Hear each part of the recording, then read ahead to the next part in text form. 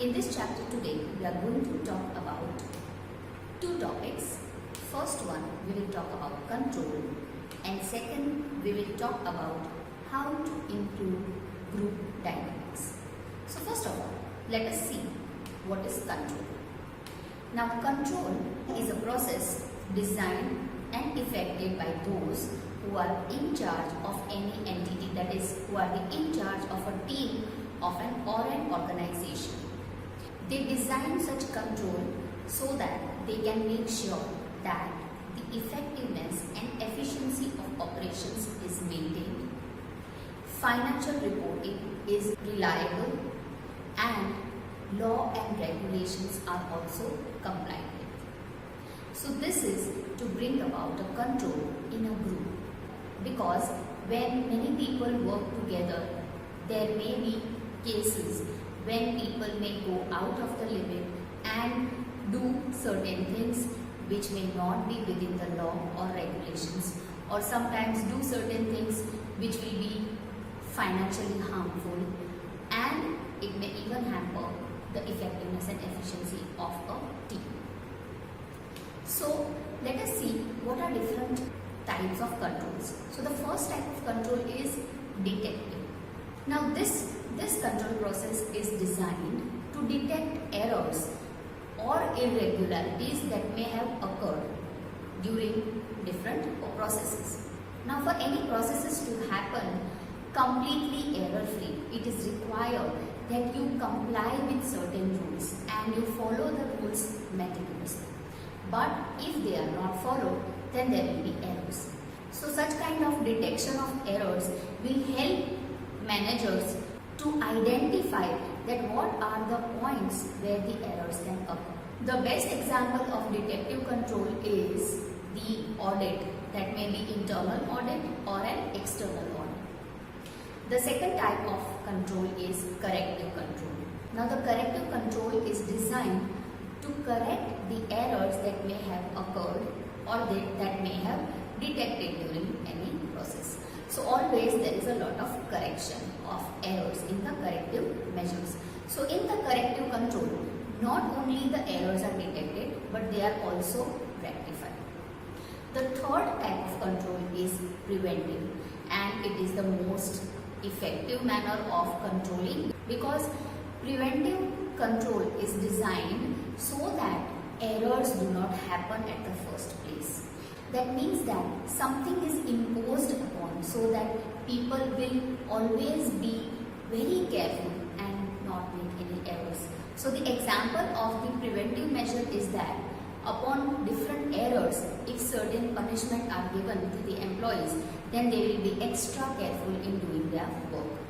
So these are the different types of controls that different organizations have in place so that they can control their working and activities. Now let us see what are the different principles of imposing controls. So the first principle is the principle of separation. Now what is the meaning of principle of separation? Now if only one person takes care of an entire task or looks at everything, then there are chances that person may do an error. Number one is that person may do an error unknowingly, and secondly, that person may do it knowingly because he or she is not monitored. Now the principle of separation says that if one task is divided between many people, or if many people come together and do one task, then there is a control over each other, because if one does wrong, then others may report it. So that fear is there, and that is why principle of separation helps in controlling. The second principle is the principle of responsibility. Whenever any task is allotted, the responsibilities have to be clarified, and employees must understand that if there is any error, then they are answerable. They are responsible for that, or they are the owners of that task. If the responsibilities are clear to all employees, then they will be extra careful and errors will be avoided. So in this manner, by clarifying the responsibilities, there will be control. The third principle of control is skepticism. Now, as far as organizations are concerned, we always say that trust is very important. But to what extent trust should be there? Now, in many organizations in the past, the majority of frauds have been done by those people or employees who are the most trustworthy of the organization, because they are the only people who know everything. The other reason is that because they know that they are being trusted 100%, so no one will doubt them, so they will do the fraud. So here skepticism is important, not putting trust on one person fully. So the principle of skepticism also helps in keeping a control. The fourth principle is the principle of rotation. Now, if job rotation happens in an organization, that is, one person doesn't do the task or doesn't always do the same task, maybe after 6 months or so, that person will have to hand over that task to some other person. Then people will be extra careful, because whatever wrong they have done or whatever mistakes they have done during their processes, the other person or the next person can identify that. So the principle of rotation also works for controlling. The fourth principle is the principle of review. A continuous review of processes or tasks help not only in detecting errors but also keeping the errors away. Because when continuous review is done, then people will be careful in the first place. The sixth principle is the principle of clarification. Now again, the principle of clarification says that everything needs to be clarified. It should not be vague.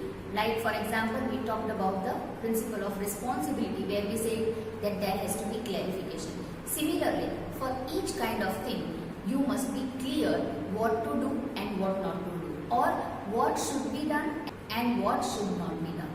So principle of clarification also helps in avoiding errors. And the last principle is the principle of documentation. When everything is documented, then you will always have proof for future reference. And that is why there will be a control. So this is how control is put into place in organizations, because when many people are working together, it is very important that things remain in place. There are no wrongdoings in the organization. People remain within the law and regulations, and also they do not waste their time but work effectively and efficiently. Now let us come to the next topic of our discussion, that is the Johari window to assess and improve the group dynamics. Until now we have seen that how different factors influences the group behavior, and we know that when an individual is in the group, the behavior will change. But in order that we get desirable behavior from individuals in a group, it is important that we see that the group dynamics improves. And group dynamics means a lot of things, which includes the interpersonal relationships between the people of the group, their interactions with each other, and how well they can work together. Now, in order to improve the group dynamics, two scientists, one with the name of Joseph and another Harry Luft, they both together made a window, and that is why it is called Johari window. Now this window has 4 quadrants. Now the first quadrant talks about the parameters of an individual, or it talks about the qualities of an individual or the characteristics of an individual which is known to self and also known to others. That means that the person is aware about self and the person also shows that to others. That means it is open to all. So this quadrant is called an open quadrant. Now the open quadrant is a very positive quadrant.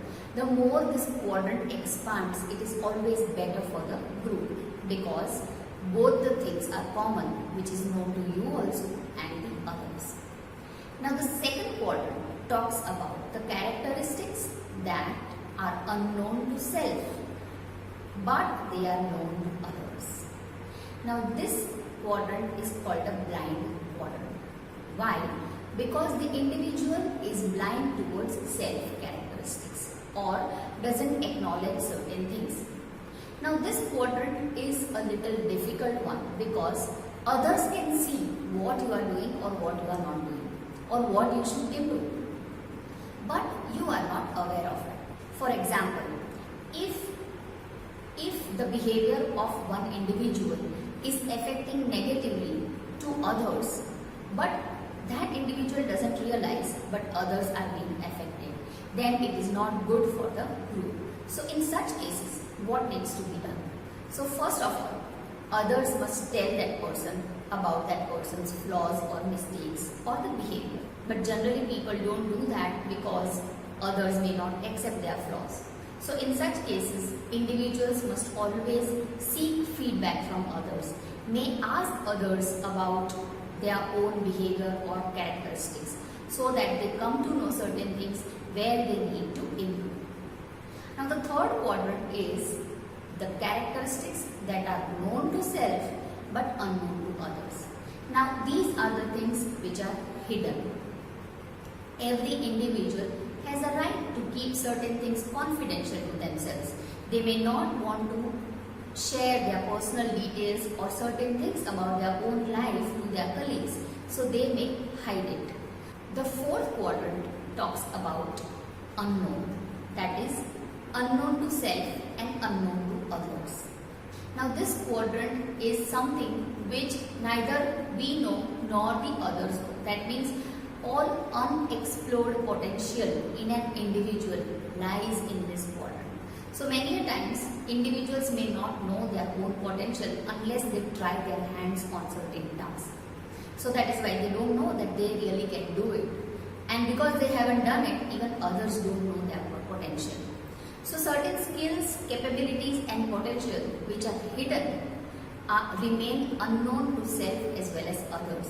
So to make this quadrant more known, people must keep on trying their hands on new things.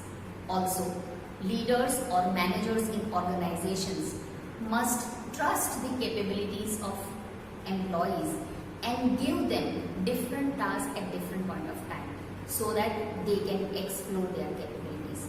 This is how people can expand their skills and capabilities, and it is also in turn useful to the organization.